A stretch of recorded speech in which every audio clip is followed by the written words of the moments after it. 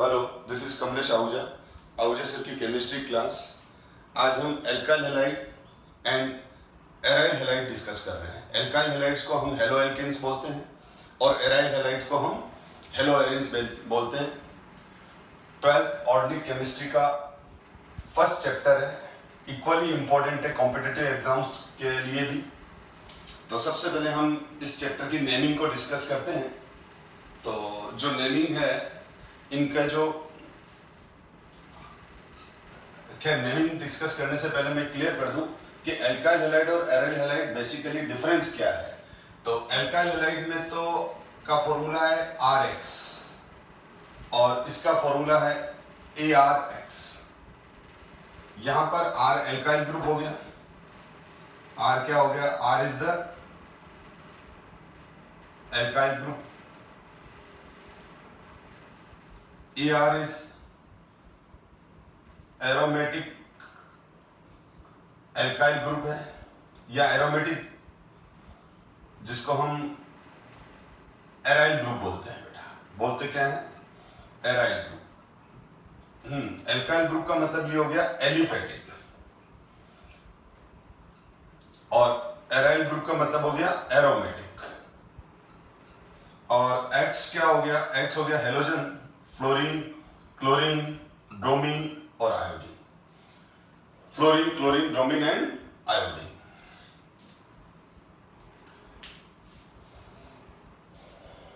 तो fluorine, chlorine, bromine, iodine मतलब X group या X एटम बोलो, क्योंकि ऑर्गेनिक में हम इसको हेलो ग्रुप बोलते हैं।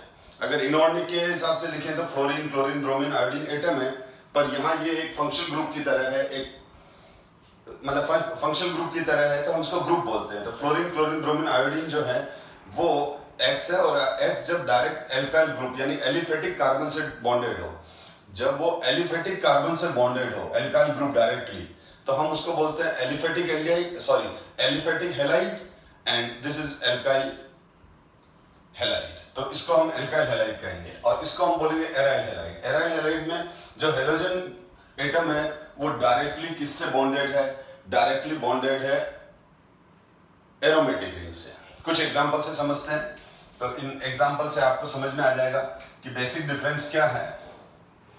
तो जैसे इसको कॉमन नेम है एल्काइल हैलाइड, आईयूपीएसी भी डिस्कस करूंगा मैं, एल्काइल हैलाइड, और इसको बोलते हैं अपन एराइल हैलाइड। अब यहां पर देखें, जैसे ये CH3Cl है, तो CH3 is a methyl group, CH3 is methyl group, और ये CH3Cl है, और it is called methyl chloride. अब यहां पर ये जो कार्बन है ये एलिफेटिक है और sp3 कार्बन है, क्योंकि कार्बन पर अगर 4 सिग्मा बॉन्ड है तो वो sp3 रहेगा, अगर कार्बन पर 3 सिग्मा और 1 पाई है तो sp2, और कार्बन पर 2 सिग्मा एंड 2 पाई है तो वो sp। तो ये एराइल हैलाइड, और ये देखो CH3 CH2Cl, it is ethyl chloride, CH3 CH2Cl। तो ये एल्काइल हैलाइड्स हैं, एलिफेटिक हैलाइड्स हैं। इसमें जो क्लोरीन है वो डायरेक्टली किससे बॉन्डेड है, एलिफेटिक कार्बन। ये एलिफेटिक कार्बन है, ये एलिफेटिक कार्बन है, और एरोमेटिक यानी वो बेंजीन रिंग से, या जो भी एरोमेटिक रिंग है, ठीक है। एरोमेटिसिटी क्या है, एरोमेटिक कंपाउंड क्या होते हैं, एलिफेटिक कंपाउंड्स क्या होते हैं, ये मैंने इनिशियल बेसिक क्लासों में भी आपको एक्सप्लेन किया है। और 11th के अंदर तो GOC में, जनरल ऑर्गेनिक केमिस्ट्री में, या 11th के अंदर जो दोनों चैप्टर हैं उसके अंदर ऑर्गेनिक के सारे बेसिक कंसेप्ट आप पढ़ चुके हो। तो यहां पर देखो ये हो गया X। अब ये एरोमेटिक रिंग है, तो एरोमेटिक रिंग से डायरेक्टली बॉन्डेड है कौन, एरोमेटिक रिंग से डायरेक्टली बॉन्डेड है हेलोजन एटम। जैसे ये बेंजीन रिंग है, तो बेंजीन रिंग में ये क्या हो गया बेटा, CH, ये भी हो गया CH, ये CH, ये CH, ये CH, ये C6H6 बेंजीन। तो ये जो एरोमेटिक रिंग है बेंजीन है, बेंजीन में इस एक हाइड्रोजन की जगह क्या सब्स्टिट्यूट कर दिया अपन ने, हेलोजन। तो अब ये जो हेलोजन एटम है वो डायरेक्टली एरोमेटिक कार्बन से बॉन्डेड है, क्योंकि बेंजीन के ये सारे कार्बन, बेंजीन के ये सारे कार्बन, ये बेंजीन के ये सारे के सारे कार्बन एरोमेटिक कार्बन। तो ये एरोमेटिक हैलाइड हो गया, एराइल हैलाइड हो गया। इसको फिनाइल क्लोराइड भी बोलते हैं, क्योंकि इसका फॉर्मूला हो गया C6H5Cl। तो ये क्लोरोबेंजीन हो गया बेटा जैसे, ठीक है। या C6H5 को फिनाइल ग्रुप भी बोलते हैं, तो फिनाइल क्लोराइड, यानी ये किस क्लास का हो गया, एराइल हैलाइड क्लास का हो गया, एराइल हैलाइड। यानी आप समझो बेटा, जब आपने क्या देखा, बेंजीन, बेंजीन के ये 6 के 6 जो ब्लू कार्बन्स हैं ये एरोमेटिक कार्बन है। बेंजीन एक एरोमेटिक कंपाउंड है, हक्कल्स रूल को फॉलो करता है ये। अब ये इस एरोमेटिक कार्बन पे जो एक हाइड्रोजन था उसकी जगह मैंने हेलोजन लगा दिया, तो अब ये बन गया एराइल हैलाइड, एरोमेटिक हैलाइड। और यहां पर अगर हम एल्काइल हैलाइड में देखें तो एल्काइल हैलाइड के अंदर कोई भी एग्जांपल ले लूं मैं, जैसे इथेन ले लिया, तो इथेन क्या है, हाइड्रोकार्बन है, इथेन हाइड्रोकार्बन है, और ये एलिफेटिक हाइड्रोकार्बन है। अब इस एलिफेटिक हाइड्रोकार्बन में हमने क्या किया, ये हाइड्रोजन हटाया और उसकी जगह X लगा दिया, तो ये दोनों कार्बन कौन से थे, एलिफेटिक कार्बन थे। और इन दोनों कार्बन पर अगर हाइब्रिडाइजेशन देखूं तो sp3 है, इस पे भी sp3 है, लेकिन हमारे को तो इससे मतलब है जिस कार्बन पे मैंने स्टार लगाया है, ये कार्बन एलिफेटिक है कि एरोमेटिक है, उससे हम डिसाइड करेंगे। इस कार्बन से हमको मतलब नहीं है कि ये कार्बन कौन सा है, एलिफेटिक है कि एरोमेटिक है। जिस कार्बन से हेलोजन डायरेक्टली बॉन्डेड है, जिस कार्बन से हेलोजन डायरेक्टली बॉन्डेड है, अगर वो कार्बन एरोमेटिक सिस्टम का पार्ट है, अगर वो कार्बन एरोमेटिक सिस्टम का पार्ट है, तो वो एराइल हैलाइड्स हो जाएंगे। और अगर वो कार्बन एलिफेटिक है, यानी एरोमेटिक सिस्टम का पार्ट नहीं है, तो उस केस में वो एल्काइल हैलाइड हो जाएगा। इसको मैं एक और एग्जांपल से एक्सप्लेन कर रहा हूं कि जैसे ये है तो हम इसको एराइल हैलाइड कह रहे हैं, ठीक है, दिस इज एराइल हैलाइड। लेकिन अगर ये वाला, ये जो हो गया, ये हो गया हमारा टॉलिन CH3। अब मैंने ये ले लिया टॉलिन, इस मॉलिक्यूल को टॉलिन बोलते हैं।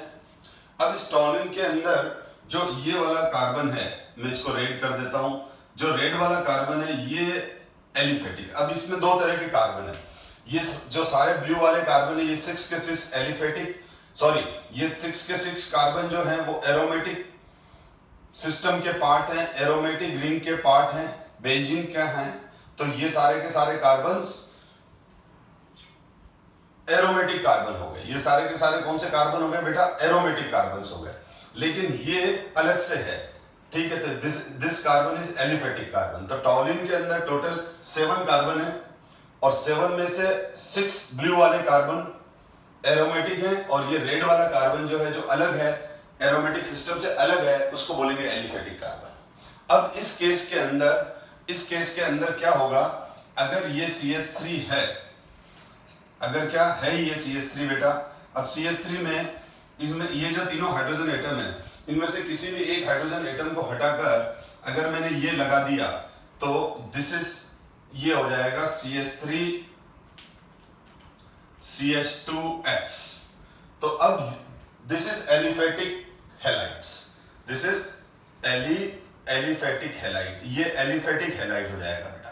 तो सबसे पहले तो आपको एरोमेटिक हैलाइड और एलिफेटिक हैलाइड में डिफरेंस समझ में आना चाहिए। तो ये एलिफेटिक हैलाइड है,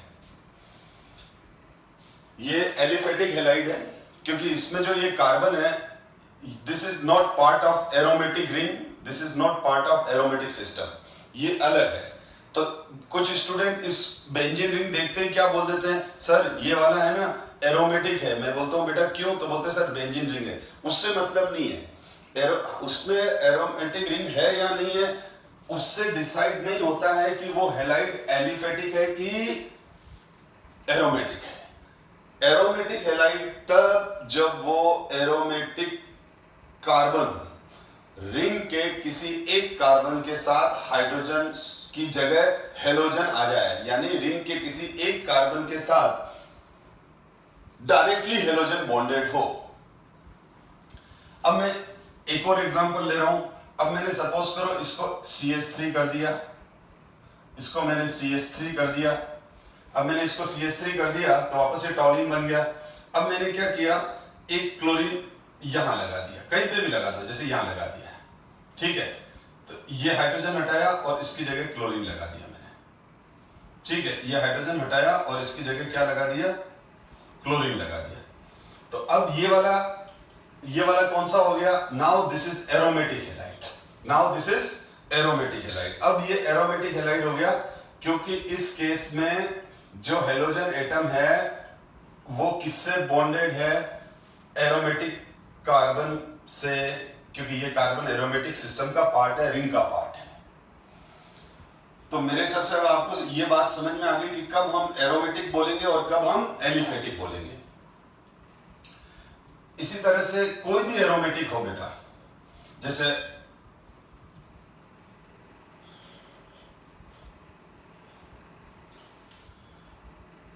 ये नेफ्थलीन, ये बेंजीन है, और अगर इस तरह से दो रिंग फ्यूज हो जाती है तो इसको हम नेफ्थलीन बोलते हैं बेटा। क्या बोलते हैं, naphthalene. This is naphthalene.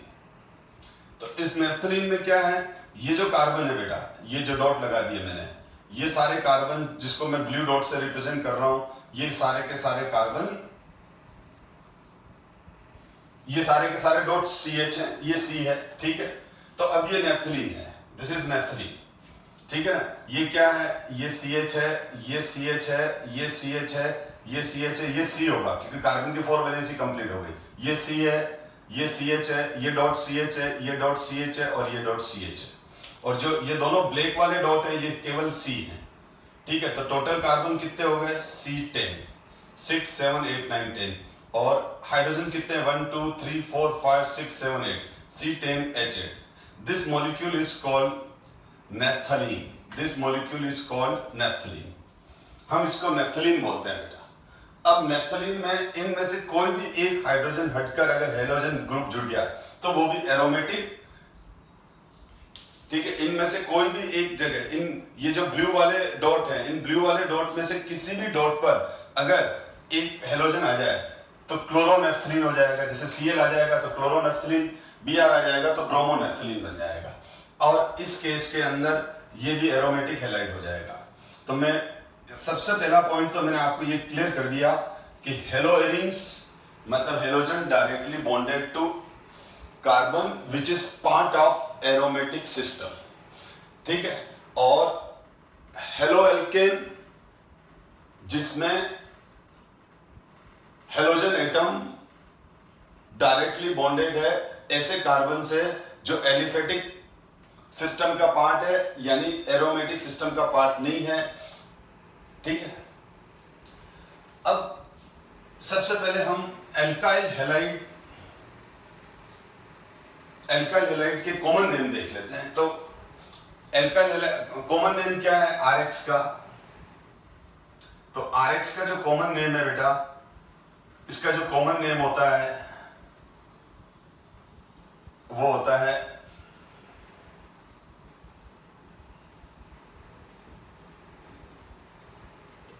Alkyl halide. इसका जो कॉमन नेम होता है वो क्या होता है, एल्काइल हैलाइड। तो सबसे पहले हमको एल्काइल ग्रुप अंडरस्टैंड करना जरूरी है, और ये वाली क्लास बहुत बहुत इंपॉर्टेंट है क्योंकि मैं इस क्लास के अंदर आपको एल्काइल ग्रुप क्लियर कर देता हूं। अब अगर आप एल्काइल ग्रुप आपके क्लियर हैं तो उससे आपको बेनिफिट ये मिलेगा कि ऑर्गेनिक एंड तक, जब तक ऑर्गेनिक का सिलेबस नहीं होता है, ये एल्काइल ग्रुप लगातार आपको काम आते रहेंगे। तो RH को हम क्या बोलते हैं, RH को हम बोलते हैं एल्केन, और एल्केन का जो कॉमन फॉर्मूला है वो है CnH2n+2। अब इसमें से मैंने एक हाइड्रोजन एटम हटा दिया, एक हाइड्रोजन एटम हटा दिया, ये एल्काइल ग्रुप, ठीक है। तो ये हो गया CnH2n +1। ठीक है, तो ये एल्केन और ये alkyl. For example CH4 is methane, CH4 is called methane, तो CH3 is called ethyl। C2H6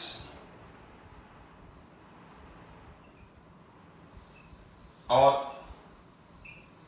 CH3 ये क्या हो गया बेटा? This is ethane.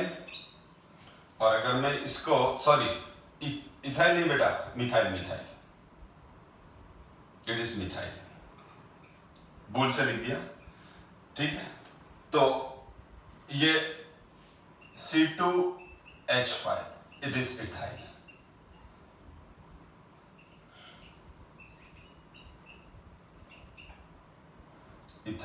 ठीक है, C2H5 ethyl, CH3 CH2 ethyl. तो ये इथाइल ग्रुप हो गया बेटा। तो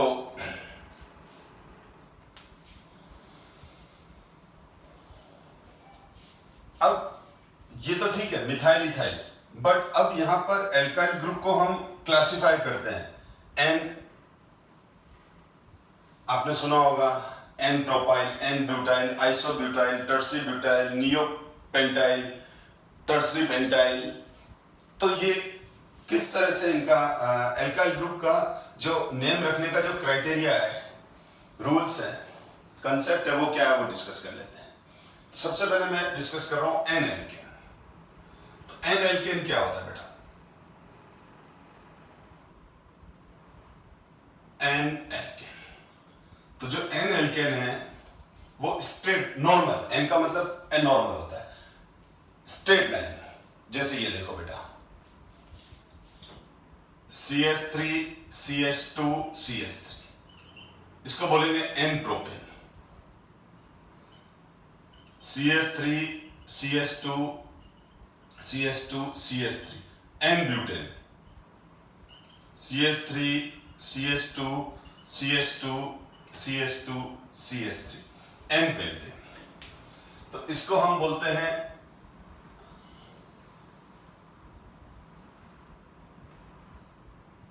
एन प्रोपेन, इसको बोलते हैं एन ब्यूटेन, इसको बोलते हैं n pentane. N propane, n butane, n pentane.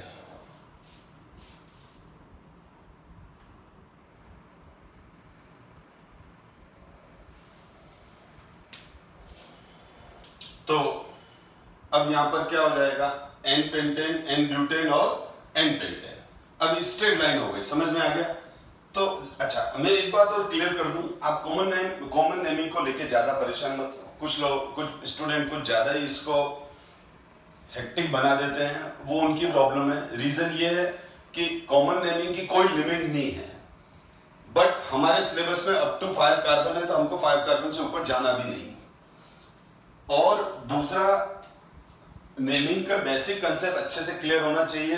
अब मैं ये तो नहीं कहूंगा कि एग्जाम्स में ये नहीं आते हैं, लेकिन मेरा जो एक्सपीरियंस है, मैं करीब 27 ईयर्स से केमिस्ट्री पढ़ा रहा हूं, तो मैंने जब भी देखा, स्पेशली बोर्ड एग्जाम्स हो गए, जेई हो गया, नीट हो गया, या इस तरह के जितने भी कॉम्पिटिटिव एग्जाम्स हैं, इसमें जो क्वेश्चंस आए हुए हैं नेमिंग पर बेस्ड, वो अप टू 5 कार्बन से ज्यादा तो आए नहीं है जनरली, और अगर थोड़ा बड़ा भी आया तो वो इजी है, नंबर 1। और कॉमन नेमिंग तो न के बराबर पूछी हुई है, और वो पूछी हुई है तो बिल्कुल सिंपल सी पूछी हुई है। तो इसलिए ना, नेमिंग के लिए आपको परेशान होने की जरूरत नहीं है। बोर्ड एग्जाम्स में भी 1 मार्क्स का एक IUPAC नेम लिखने को आता है, कॉमन नेम भी लिखने को नहीं आता, IUPAC नेम लिखने को आता है। और वो IUPAC नेम 4 या 5 कार्बन का होता है, और 2 फंक्शन ग्रुप लगे हुए रहते हैं, और एक कोई दूसरा सब्स्टिट्यूट लगा देते हैं उसमें। अब उस हिसाब से उसकी नेमिंग करनी है।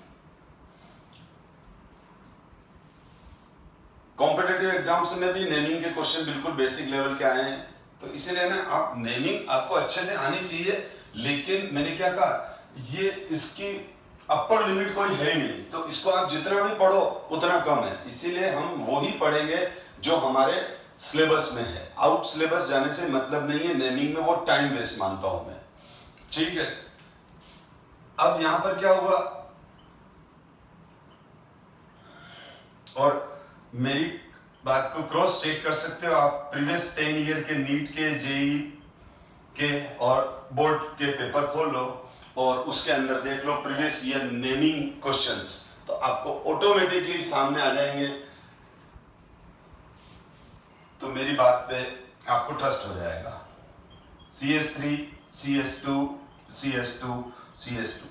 अब हमने क्या किया, देखो तीनों में इस टर्मिनल एटम से, बीच में से नहीं, टर्मिनल से, आइदर लेफ्ट टर्मिनल और राइट टर्मिनल, बात एक ही, तो स्ट्रेट लाइन।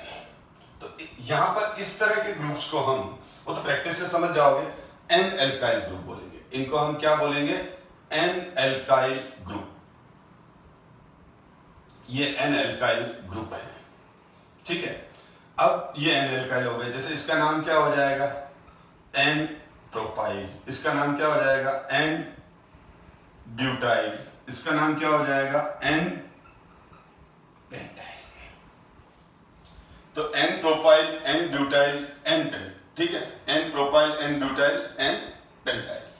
मैं क्लियर कर दूं, पेंटाइल को हम एमाइल भी बोलते हैं, तो इसका नाम एमाइल भी है। अब ठीक है, बोलते हैं, अब ये नेम कॉमन नेम है, तो कॉमन नेमिंग को ठीक है। IUPAC नेम का सेकंड नेम क्या है, IUPAC का जो सेकंड नेमिंग है वो होती है सिस्टमेटिक नेमिंग। तो जब भी आप किसी बुक में पढ़े हुए ना, तो IUPAC नेमिंग तो बहुत ब्रैकेट्स में टीचर्स लिख देते हैं या ऑथर्स लिख देते हैं सिस्टमेटिक नेमिंग। तो बेसिकली IUPAC नेमिंग एक सिस्टमेटिक नेमिंग है। वो तो अपन उसकी अब कितने भी आप मतलब उसको बहुत ज्यादा डिटेल में भी पढ़ लोगे तो आपको कंफ्यूजन नहीं होगा, क्योंकि वो एक सिस्टमेटिक नेम है, वो एक पर्टिकुलर रूल्स पे चलती है। और ये पूरा एक तरह से बहुत सारी चीजें रटनी पड़ जाती है, तो उस वजह से ये जो कॉमन नेमिंग है, ये जो ट्राइबल सिस्टम है, इस सिस्टम को हम कम यूज करते हैं। डिस्कार्ड तो नहीं किया है, लेकिन इनको हमने एक्सेप्ट भी नहीं किया है, ठीक है। लेकिन जो अप टू 5 कार्बन तक की जो कॉमन नेमिंग है वो बुक्स के अंदर, एग्जाम्स के अंदर अब तक पूछी जा रही है, इसीलिए हमको लर्न करना जरूरी है, समझना जरूरी है। तो ये n propyl, n butyl, n pentyl. अब अगर मैंने यहाँ बेटा देखो, अगर मैंने यहाँ Cl लगा दिया तो इसका नाम हो जाएगा एन प्रोपाइल क्लोराइड, इसका नाम क्या हो जाएगा, एन प्रोपाइल क्लोराइड। अगर मैंने यहाँ Br लगा दिया तो ये हो जाएगा एन ब्यूटाइल ब्रोमाइड, ठीक। और अगर मैंने यहाँ I लगा दिया तो एन पेंटाइल आयोडाइड, Cl लगा दिया तो n pentyl chloride, even then OH लगा दिया एन पेंटाइल अल्कोहल, और NH2 लगा दिया तो एन पेंटाइल अमीन। तभी मैं आपको कह रहा था बेटा कि ये हर चैप्टर में काम आएगी। अब जैसे मैंने यहाँ OH लगा दिया तो इसका नाम हो जाएगा एन प्रोपाइल अल्कोहल, यहाँ OH लगा दिया तो ये हो जाएगा एन ब्यूटाइल अल्कोहल, यानी नेक्स्ट चैप्टर में n propyl alcohol, n butyl alcohol, n pentyl alcohol बोलने लगेंगे हम। बस क्या करना है, एल्काइल ग्रुप के साथ फंक्शनल ग्रुप का सीधा नाम लिखना है। तो अब आपको एन एल्काइल, एन एल्केन और एन एल्काइल ग्रुप समझ में आ गए। फिर हम आगे डिस्कस करते हैं। अब सेकंड आता है iso alkene and iso alkyl group. तो आइसो एल्केन क्या होते हैं, देखो आइसो एल्केन क्या होते हैं। आइसो एल्केन से हमने बनाया iso alkyl group, CH3 CH CH3, ये आइसो एल्केन है। आइसो ग्रुप का ये कंडीशन है कि उसके आइदर लेफ्ट टर्मिनल और राइट टर्मिनल, किसी एक टर्मिनल पर, या तो लेफ्ट टर्मिनल पर या राइट टर्मिनल पर ये रेड बॉक्स होगा। रेड बॉक्स का मतलब ये नहीं कि रेड कलर का बॉक्स होगा, मेरे कहने का मतलब CH पर 2 CH3 होंगे, आइदर लेफ्ट टर्मिनल और राइट टर्मिनल पर क्या होंगे, CH पे 2 CH3 होंगे, ठीक है। एग्जांपल से समझा रहा हूं, कुछ एग्जांपल लिख रहा हूं मैं, CH, CH3। अब R की वैल्यू H नहीं होगी, R की वैल्यू, R की जगह यहां CH3 लगा दिया, CH3, CH, CH3, CH2, CH3। अब आप देख लो, इसमें भी CH, एक टर्मिनल पर CH पे 2 CH3 हैं, इसमें भी एक CH पर 2 CH3 हैं, ठीक। अब इसमें कार्बन काउंट कर लो, 1 2 3 4, तो इसका नाम हो जाएगा आइसो ब्यूटेन। इसका नाम क्या हो जाएगा? Iso butane. और इसका नाम क्या हो जाएगा? Iso pentane. समझ में आ गई मेरी बात? आपने मॉलिक्यूल देखा और उसमें देखा CH पे 2 CH3 है, आइदर लेफ्ट टर्मिनल और आइदर राइट टर्मिनल, कहीं पे भी हो। तो CH पर 2 CH3 हैं और उसके बाद ये है, तो इसको बोलेंगे आइसो ग्रुप। तो इस ग्रुप को एक तरह से अपन आइसो बोल रहे हैं। इस ग्रुप को हम क्या बोल रहे हैं? ये है, तो हम उसके साथ प्रीफिक्स आइसो लगाएंगे। ये क्या लगाया जाएगा? प्रीफिक्स आइसो, इस केस के लिए, इस केस के लिए, ठीक है। तो यहां आइसो ग्रुप आ जाएगा बेटा। तो ये हो गया आइसो ब्यूटेन और ये हो गया आइसो पेंटेन। अब यहां पर CH3, CH, अब मैंने टर्मिनल से क्या हटा दिया? एक हाइड्रोजन हटा दिया। तो अब यहां पर भी देखो, as it is iso group है। अब इस एल्काइल ग्रुप को हम बोलेंगे this iso group, this alkyl group is called iso butyl. This it is called iso butyl. यहीं पर अगर हम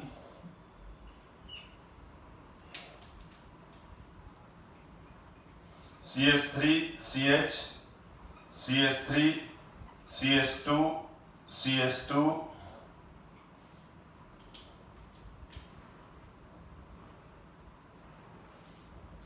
CH3, CH, CH3, तो ये हो जाएगा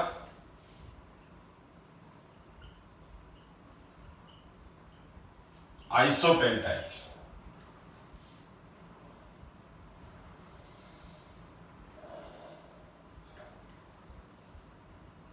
आइसोपेंटाइल, ठीक है। तो ये आइसोपेंटेन, आइसोपेंटाइल, और आइसोपेंटाइल को आइसोएमाइड भी कह सकता हूं मैं। अब देखो यहां पर बेटा, अब आपको समझ में आ गया आइसो ग्रुप क्या है। देख लो, हमेशा आइसो में ये हो गई कॉमन चीज, मैंने इसलिए रेड बॉक्स लगा दिया उसको। अब अगर मैं क्या करूं बेटा, ध्यान दो। अब यहां पर मैंने Cl लगा दिया, तो ये हो जाएगा आइसोब्यूटाइल क्लोराइड। अगर मैंने यहां OH लगा दिया, तो ये हो जाएगा isobutyl alcohol. Is it clear? यहां अगर मैंने NH2 लगा दिया, तो ये आइसोब्यूटाइल एमीन। और अगर मैंने यहां पर Cn लगा दिया, तो आइसोब्यूटाइल साइनाइड। और अगर मैंने यहां पर NC लगा दिया, तो आइसोब्यूटाइल आइसोसाइनाइड। NC ग्रुप को आइसोसाइनाइड बोलते हैं। तो आपने क्या सीखा कि कॉमन नेमिंग क्या है? कॉमन नेमिंग है alkyl group plus name of functional group.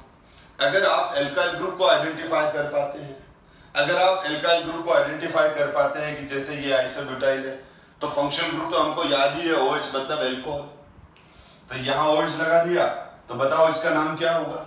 What is common name of this molecule? Yes, आप सही बोल रहे हो, आइसोपेंटाइल एल्कोहल, ठीक है। और यही अगर मैंने Br लगा दिया, तो यही मैंने Br लगा दिया, तो यहां पर ब्रोमीन लगा दिया, तो आइसोपेंटाइल ब्रोमाइड, आइसोएमाइल ब्रोमाइड। तो इस तरह से हम कॉमन नेमिंग को लिखते हैं। और मैंने क्या कहा, मैं 5 कार्बन से ऊपर नहीं जाऊंगा, जरूरत भी नहीं है उसकी, ठीक है। अब ध्यान देना,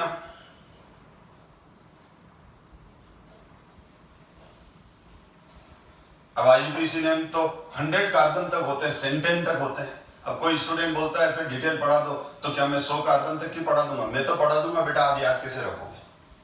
मैं तो आपसे क्वेश्चन पूछता हूँ, क्योंकि एक चैप्टर थोड़ी है, आपके पास एक सब्जेक्ट थोड़ी है, फिजिक्स केमिस्ट्री मैथ्स है या फिजिक्स केमिस्ट्री बायोलॉजी, सबको डिटेल में पढ़ोगे तो आई थिंक 20,000 पेजेस हो जाएंगे आपके पास। ध्यान दो बेटा, अब ध्यान दो बेटा। अब दूसरा आता है S alkyl group, tertiary alkyl group. ये क्या होता है? सेकेंडरी एल्काइल ग्रुप क्या होता है? टर्सरी एल्काइल ग्रुप क्या होता है? तो सबसे पहले मैं ये बता दूं आपको कि ये जैसे कार्बन है, कार्बन चेन है, कोई कार्बन स्केलेटन है। अब बाकी वैलेंसी किससे सेटिस्फाई हो रही है? बाकी वैलेंसी सेटिस्फाई हो रही है बेटा, थोड़ा सा नीचे लिखता हूं। ये कार्बन स्केलेटन है किसी ऑर्गेनिक मॉलिक्यूल का, तो ये है। बाकी वैलेंसी किससे सेटिस्फाई हो रही है? हाइड्रोजन से। यानी ये CH3 है, ये CH है, ठीक है ना। मतलब ये CH3 CH CH3 CH2 CH3 CH3 CH2 CH2 CH3। तो ये एक ऑर्गेनिक मॉलिक्यूल है और इसके कार्बन इस तरह से।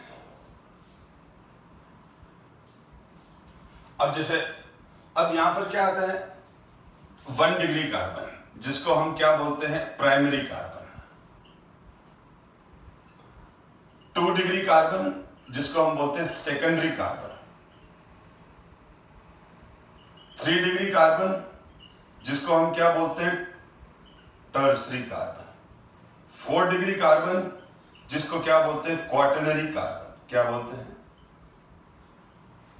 1 डिग्री और प्राइमरी कार्बन, 2 डिग्री और सेकेंडरी कार्बन, 3 डिग्री और टर्सरी कार्बन, 4 डिग्री और क्वाटरनरी कार्बन। ठीक है। अब यहां पर प्राइमरी कार्बन किसको बोलते हैं? वो कार्बन जो जिसके साथ डायरेक्ट एक ही कार्बन जुड़ा हुआ हो। जैसे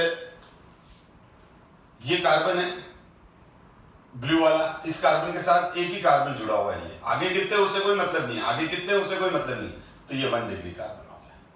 ये जो कार्बन है इससे कितने कार्बन जुड़े हुए हैं? 1। ये कार्बन है तो इससे कितने कार्बन जुड़े हुए हैं? 1। तो ये 1 डिग्री और प्राइमरी कार्बन है। जिस कार्बन के साथ एक कार्बन जुड़ा हुआ है डायरेक्टली, आगे कितने उससे कोई मतलब नहीं है, और इससे तो ये जितने भी ब्लू वाले हैं ये 1 डिग्री कार्बन है और प्राइमरी कार्बन है।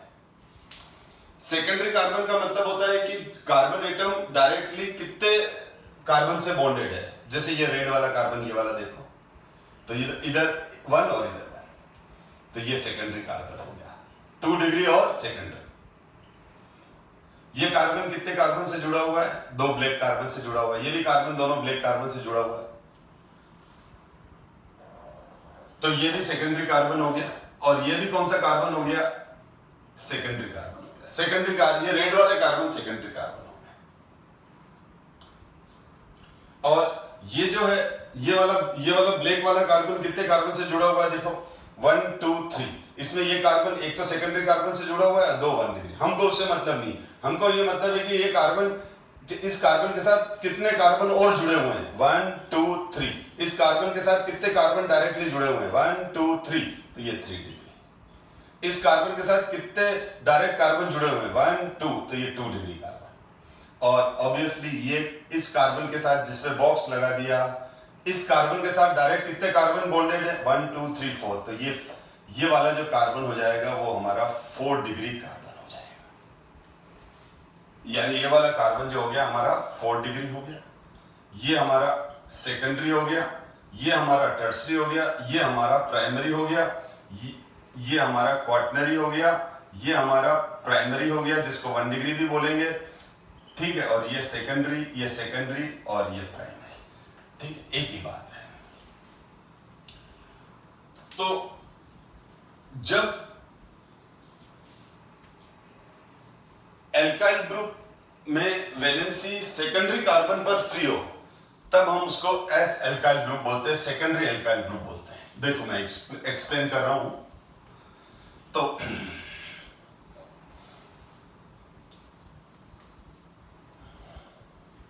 ध्यान देना बेटा, जैसे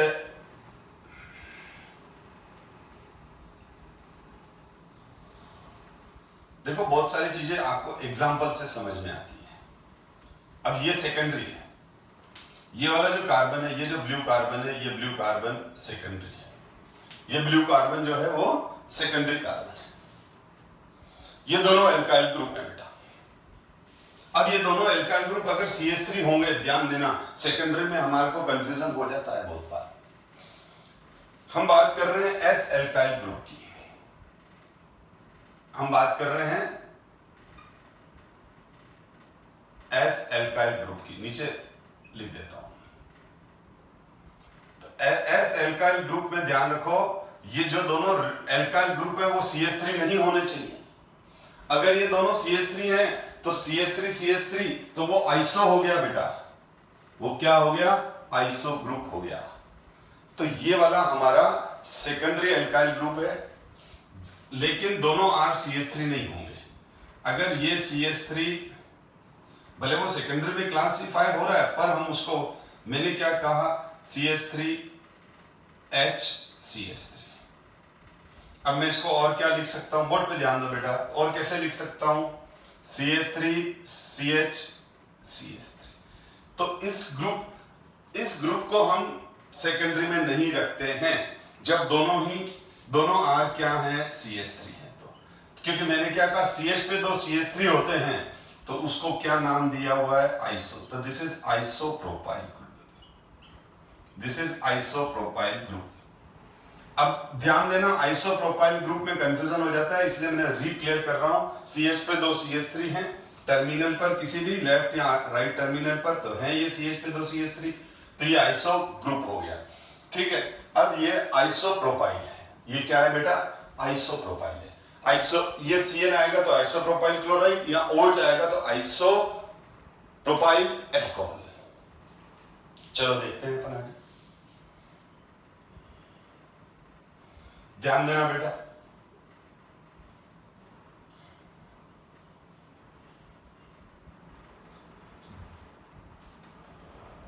देखो इधर, अब मैंने CH3, मैंने क्या कहा, R पर वापस लिख देता हूं, R पर मैं कुछ सेकेंडरी के एग्जांपल दे रहा हूं। जैसे देखो, अब ये R है तो इसको मैंने क्या कहा, S एल्काइल ग्रुप कहा। दोनों CH3 हैं, चलो लिख देते हैं। तो ये एक्सेप्शन मान के अलग कर लो, चलो आइसोप्रोपाइल है। लेकिन इसके बाद अगर ये CH3 CH2 और ये कर दिया मैंने, तो मैं इसको ऐसे भी लिख सकता हूं, CH3 CH2 CH CH3। मैं इसको ऐसे भी लिख सकता हूं, एक ही बात है, सब लिखने के अलग अलग तरीके हैं। ठीक है, बहुत सारे स्टूडेंट तो क्या है, लिखने के तरीके कि सर मैंने तो ऐसा देखा था पर यहां तो ऐसा है। अरे बेटा, दोनों एक ही बात है, लिखने का तरीका अलग अलग है, लेकिन ये तीनों ही एक ही चीज है। अब मैं मान लो इसको ऐसे लिख दूं तो भी तो एक ही बात है ना बेटा, ये सब एक ही तो बात है। ठीक है, तो इसमें कंफ्यूजन मत करो बेटा, यहां कंफ्यूजन होता है तो फिर आप अपना एनालिसिस करो। हाँ, तो अब ये हो गया CH, ये कौन सा कार्बन हो गया, सेकेंडरी कार्बन है ना, क्योंकि इस कार्बन के साथ डायरेक्टली कितने कार्बन बॉन्डेड है, 2। इससे कोई मतलब नहीं, डायरेक्टली अभी मैंने एक्सप्लेन किया। तो ये हमारा सेकेंडरी कार्बन है। ठीक है, तो इसको हम बोलते हैं S ब्यूटाइल। कार्बन कितने, 1 2 3 4। तो यहां Cl लगा दिया, ये Cl लगा दिया, ये Cl लगा दिया, एक ही बात है। इन सबका एक ही नाम है, S ब्यूटाइल क्लोराइड। इन सबका एक ही नाम है बेटा, S ब्यूटाइल क्लोराइड। क्योंकि आपको जब भी नाम रखो तो फंक्शनल ग्रुप को छुपा दो, ऐसे हाथ रख लिया, मैंने छुपा दिया, ये हाथ रख के छुपा दिया। अब ये देखो, ये क्या है, ये S ब्यूटाइल है, ये कौन है, Cl है, S ब्यूटाइल क्लोराइड। कितना इजी है, ये देख लो, ये क्या है, तो खुद ही सोचो ये क्या है, सेकेंडरी कार्बन पर एक वैलेंसी फ्री है, सेकेंडरी कार्बन पर एक वैलेंसी फ्री है ना, ब्लू कार्बन पे। तो ये सेकेंडरी ब्यूटाइल हो गया और ये सेकेंडरी ब्यूटाइल क्लोराइड हो गया, S ब्यूटाइल क्लोराइड हो गया। तो यही अगर मैं यहाँ कार्बन, यहां पर मैंने क्या कर दिया, यहां पर भी मैंने CH3 CH2 CH3 कर दिया, ठीक। तो बात तो वही है बेटा, फिर लिखने के तरीके अलग अलग हैं।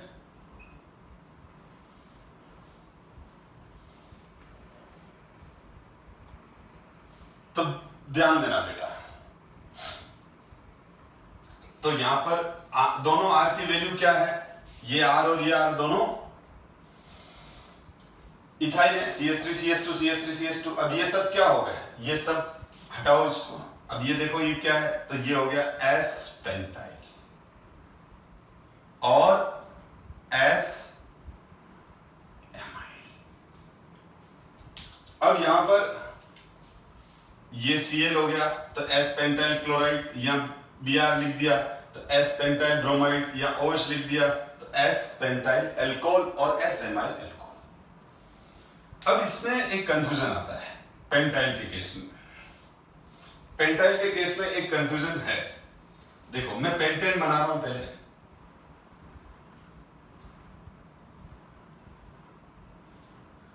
तो इसको हटा देते हैं पहले। अब ध्यान देना बेटा, CH3, देखो कॉमन नेमिंग का जो रूल है बस वो रूल है, जैसे रेड लाइट में खड़ा होना है तो खड़ा होना है, ग्रीन में चलना है तो चलना है, चौराहे पे आप खड़े हो तो एक रूल बना हुआ है कि रेड लाइट दिख रही तो अपन को रुकना है, ग्रीन लाइट दिखनी है तो अपन को पास होना है, वहां से निकलना है आगे।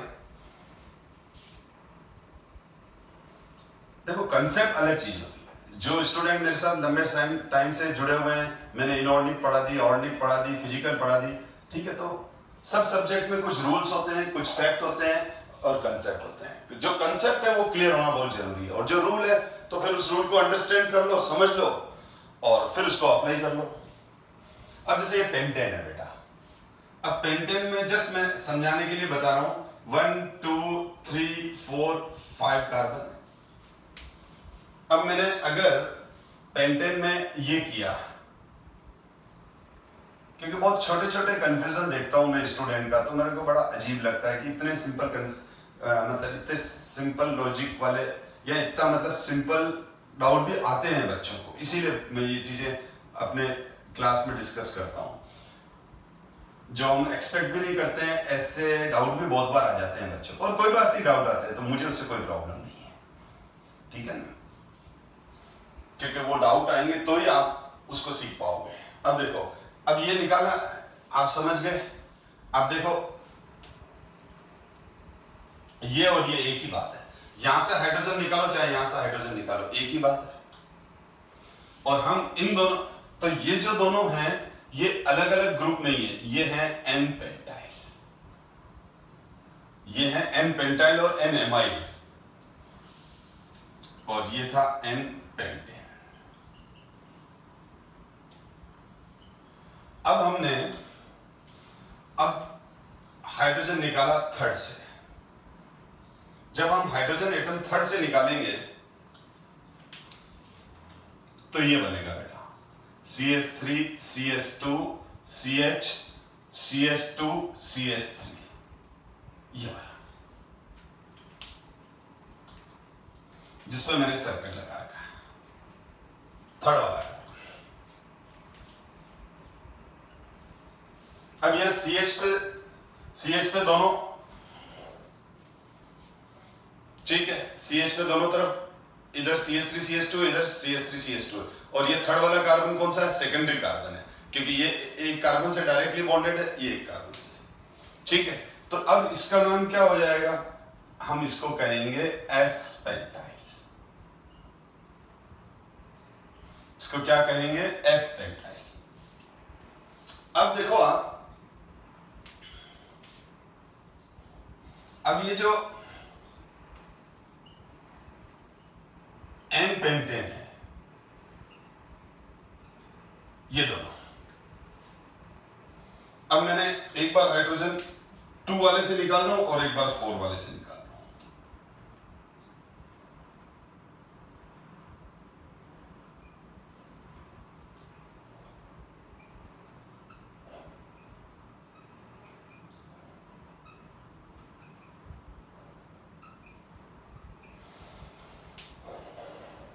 एक बार हाइड्रोजन ये यहां से निकला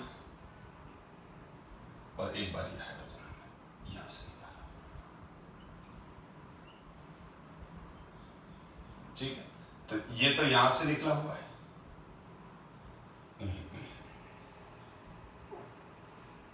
ये यहां से निकला हुआ है, ठीक है। और इधर ये इधर से निकला हुआ है। तो ध्यान दो बेटा, अब देखा जाए, अब यहां 2 पॉइंट आ गए बेटा। अब पहली बात तो ये दोनों एक ही है, जैसे ये दोनों अलग अलग नहीं है, सेम है, और लेकिन ये वाला अलग है इन दोनों से, ये वाला अलग है, ये है डिफरेंट है किससे? इन दोनों से। तो ये दोनों एक ही है, दोनों एक ही है, खाली ये और ये में फर्क है। ये मेरा राइट हैंड है, ये कौन है? ये क्या है? मेरा राइट हैंड है। खाली मैंने इसको घुमा दिया तो क्या मेरा राइट लेफ्ट थोड़ी हो जाएगा? मेरा राइट हैंड है तो राइट हैंड ही है ना। अब मैंने इसको घुमा दिया तो कौन सा हैंड हो गया? राइट हैंड ही। तो बस ये एक ही है, ठीक है ना। एक में यूं है तो दूसरे में यूं कर दिया बस। तो ये दोनों सेम है। अब यहां एक प्रॉब्लम आ गई बेटा, अब ये सेकेंडरी है तो ये भी सेकेंडरी है। इसको आइसो नहीं बोल सकते क्योंकि एक दोनों तरफ CH3 होने चाहिए तो आइसो है। तो अब पेंटाइल के जो हैं वो 2 सेकेंडरी बन जाते हैं। पेंटाइल के जो हैं पेंटाइल ग्रुप के 2 सेकेंडरी है। ये भी सेकेंडरी है, ये भी सेकेंडरी, बिल्कुल ये भी secondary. This is also secondary S pentyl, both R S pentyl, both R S pentyl, दोनों के दोनों एस पेंटाइल है। अब जब दोनों के दोनों एस पेंटाइल हैं तो मैंने कहा एस पेंटाइल क्लोराइड का फॉर्मूला लिखो, तो आप Cl यहां लगा दोगे तो भी सही है, Cl यहां लगा दोगे तो भी सही है। अभी तक मैं इसको चेंज करूंगा बेटा। बेसिकली फिर तो हमारा कंफ्यूजन हो गया कि 2 डिफरेंट ऑर्डिनल मॉलिक्यूल के नेम सेम हो गए। यहां Cl लगा रहे हैं तो एस पेंटाइल क्लोराइड, यहां Cl लगाएंगे तो एस पेंटाइल क्लोराइड। तो इन दो एस पेंटाइल है, तो 2 एस पेंटाइल को डिफरेंट करने के लिए जो ये सेकंड वाला है इसके साथ इसका नाम चेंज करके रख दिया गया एक्टिव एस पेंटाइल। इसका नाम क्या रख दिया गया? Active s pentyl. अब एक्टिव का के लॉजिक में नहीं जाना है, ये हाइड्रोजन मोर रिएक्टिव होते हैं इस वजह से इसका नाम एक्टिव रख दिया, मैं उसमें नहीं जाऊंगा क्योंकि बहुत सारे टीचर बोलते हैं चलो हम इसका कंसेप्ट बताते हैं, क्योंकि है ना ये वाले दोनों हाइड्रोजन मोर रिएक्टिव हैं देन इससे, इसीलिए यहाँ से जब हाइड्रोजन हटता है तो हम बोलते हैं एक्टिव एस पेंटाइल। वो अपनी जगह सही है पर अल्टीमेटली हमको याद तो रखना ही पड़ेगा ना बेटा, ठीक है ना। तो ये चीज ध्यान रखना कि अगर यहां Cl आ रहा है तो आप सिंपल एस पेंटाइल क्लोराइड या एस एमाइल क्लोराइड बोलेंगे, लेकिन यहां या फिर यहां एक ही बात है, इधर Cl लगा दो चाहे इधर Cl लगा दो। तो एक्टिव एस पेंटाइल क्लोराइड, यहां OH लगा दिया या फिर यहां OH लगा दिया तो इसको बोलेंगे एक्टिव एस पेंटाइल एल्कोहल। तो एन पेंटेन से आप इसका मतलब आपको जैसे एग्जाम में क्वेश्चन आ गया, कॉम्पिटिटिव में भी आ जाता है बहुत बार कि how many alkyl group will be form from n pentane. तो 3 बनेंगे, एन पेंटाइल, एस पेंटाइल और एक्टिव एस पेंटाइल।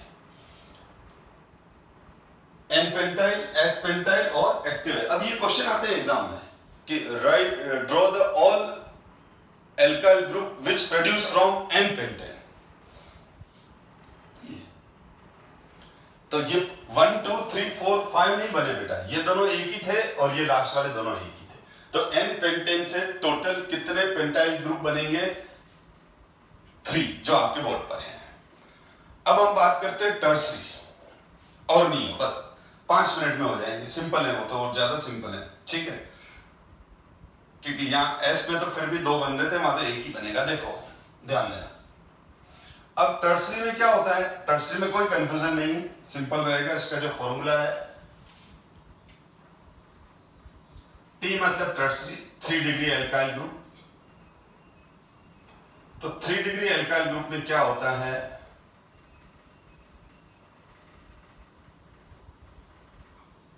R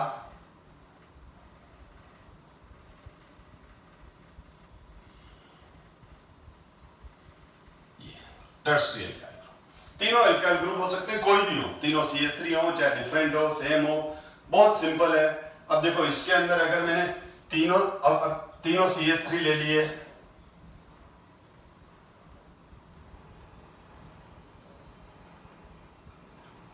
तो भी चलेगा। एक CH3 ये ले लिया तो भी चलेगा, ये ले लिया। वैसे मैं 5 कार्बन से ऊपर जाना नहीं चाहता क्योंकि जरूरत भी नहीं है,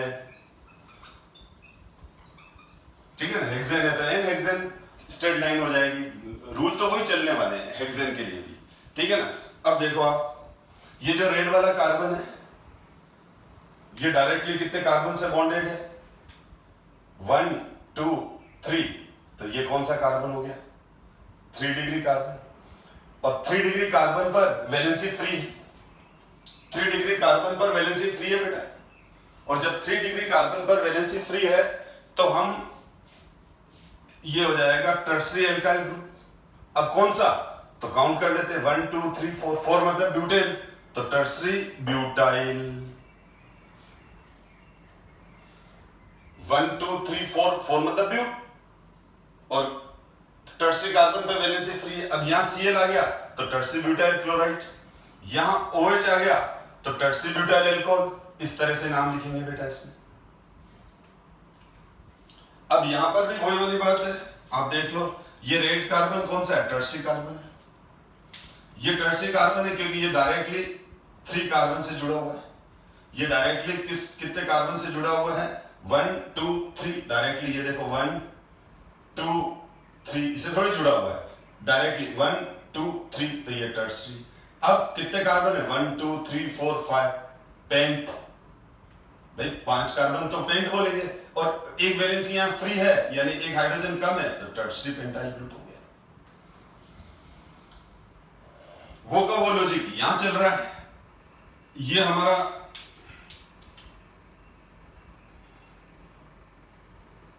टर्सरी डायरेक्ट कितने कार्बन, 1 2 3, तो टर्सरी, और टोटल कार्बन काउंट कर लूं तो 1 2 3 4 5 6, तो हेक्स टर्सरी हेक्साइल। तो कंसेप्ट तो वही है बेटा। अब यहां OH लगा हुआ है तो टर्सरी पेंटाइल एल्कोहल और टर्सरी एमाइड, तो ये टर्सरी हो गया बेटा। और जनरली हमको 12th में केवल ये दोनों ही काम आएंगे, आप देख लेना, एक भी जगह ये काम नहीं आएगा। जो मैंने बोर्ड पे बता दिए बस वही काम के हैं या मोस्ट इंपॉर्टेंट हैं बोर्ड बुक में, तो इनसे बाहर कुछ भी नहीं। अब ध्यान दो बेटा, आगे फाइनल चल रहे हैं अपन नियो ग्रुप पर।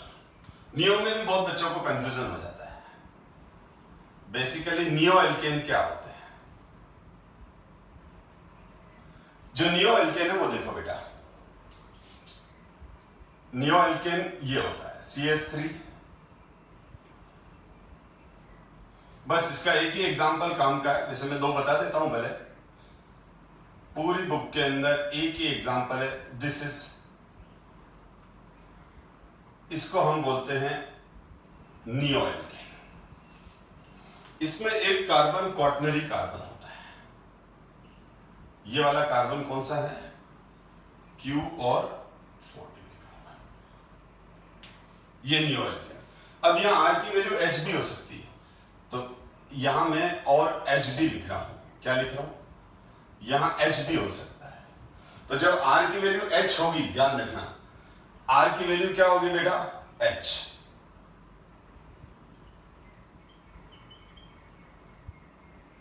यस, अगर R की जगह H रखूंगा तो ये CH2 की जगह क्या लिख दूंगा, CH3। तो इसको बोलेंगे हम neopentane, neopentane. This molecule is called neopentane. ध्यान रखो बेटा, नियोपेंटेन ये है, लेकिन R की जगह अगर मैंने CH3 रख दिया, R की जगह मैंने क्या रख दिया, CH3 रख दिया, ठीक है। तो आप देख लो,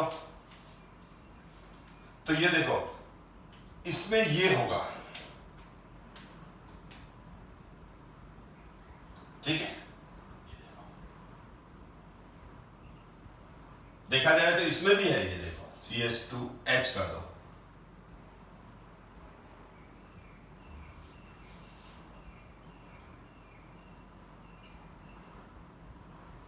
तो नियो में एक टर्मिनल पर क्या है, अब क्योंकि ये H, ये R की जगह H हो गया इसलिए ऐसा लिखना पड़ा, पर क्या है देखो, C पर 3 CH3 और 1 CH2, C पर 3 CH3 और 1 CH2, देखो C पर 3 CH3 और 1 CH2, C पर 1 CH3 और 1 CH2, और R की जगह H आ गया इसलिए वो CH3 हो गया चारों। नियोपेंटेन में बच्चों को कंफ्यूजन हो जाता है इसलिए मैं क्लियर कर रहा हूं, दिस इज नियोपेंटेन। अब ध्यान दो, अब यहां पर भी ये नियो हो गया, तो ये नियो 1 2 3 4 5 6 नियो हेक्सेन। अब टर्मिनल से एक हाइड्रोजन हटा दो,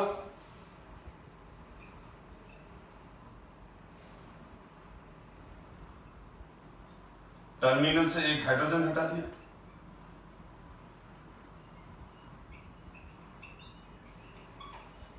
तो ये हो जाएगा नियो हेक्साइल, नियो हेक्साइल।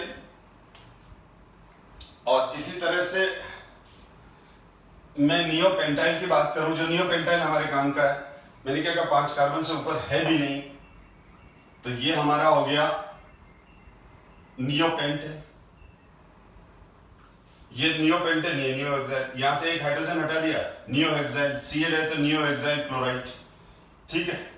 अब मैंने इसका नाम क्या है बेटा, इसका नाम है नियो पेंटेन,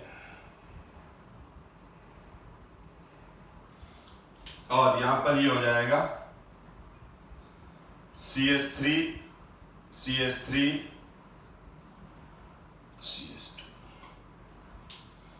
ठीक। तो यहां से हाइड्रोजन हटा दिया है, कहीं से, चारों में से कहीं से भी हटाओ, यहां तो सिमेट्रिकल है बेटा, यहां से हटाओ चाहे यहां से हटाओ, चाहे यहां से हटाओ, यहां से हटाओ, एक ही स्केलेटन बनेगा और इसको बोलेंगे नियो पेंटाइल, ठीक है। इसकी जगह यहां से भी हाइड्रोजन हटा दिया तो वही बात बन गई, ये नियो पेंटाइल। अगर मैं इसकी जगह ये लिख दूं तो भी ये नियो पेंटाइल है। बच्चे कंफ्यूज हो जाते हैं, सर यहां था ना, अरे बेटा ये एक ही चीज है, ठीक है। तो चाहे वो तो किसी भी मॉलिक्यूल को मैं यूं लिख रहा हूं, यूं लिख रहा हूं, यूं लिख रहा हूं, यूं देखने, अलग अलग देखने का नजरिया है या लिखने का तरीका है, ठीक है। थोड़ा सा कंसेप्ट क्लियर होना चाहिए। तो यहां पर Cl आ गया तो नियो पेंटाइल क्लोराइड, Br आ गया तो नियो पेंटाइल ब्रोमाइड। तो आज वाली क्लास में मैंने आपको कॉमन नेमिंग एक्सप्लेन करने के साथ साथ आपको एल्काइल ग्रुप भी अच्छे से क्लियर कर दिए है। हमने क्या देखा, मिथाइल इथाइल, एन एल्केन से एन एल्काइल, आइसो एल्केन से iso alkyl, s secondary alkyl group, t मतलब tertiary alkyl group, neo alkane और नियो एल्काइल। तो ये सारे अगर आपको क्लियर हैं तो आपको first 2 chapters alkyl halide, aryl halide और alcohol ether phenol, even then आगे भी रिमेनिंग चैप्टर्स में भी, चाहे नाइट्रोजन कंपाउंड हो चाहे यहां, आपको काफी हेल्प मिलेगी। पर अभी नेमिंग की एक क्लास और रहेगी, हो सकता है मेरी नेमिंग की क्लास 2 और चले। अभी ये तो पहली क्लास हो गई और मैं आगे 2 क्लास और भी लूंगा नेमिंग की, ताकि आपको पूरी बुक की नेमिंग का अच्छे से कंसेप्ट क्लियर कर दूं। फिर हम चैप्टर स्टार्ट करेंगे, पर अभी चैप्टर चल ही रहा है।